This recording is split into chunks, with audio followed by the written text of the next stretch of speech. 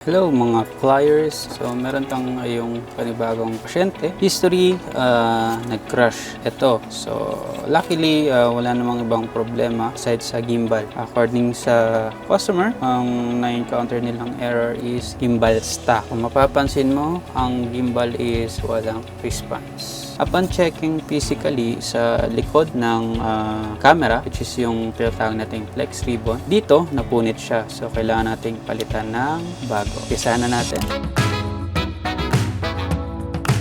So dito makikita nyo na. Kanina hindi kasi kita kasi medyo madilim. So ano po?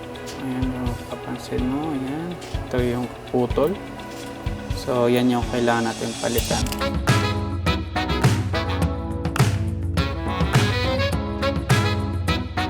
Testing natin. Mapapansin mo. Ayan. Nag-stabilize na yung gimbal. Ayan. Stabilize na siya. So, dito tayo. Ayan. Natitilt na siya. Ayan. So, good na yung unit. Calibrate lang natin. Once na, tapos na yan.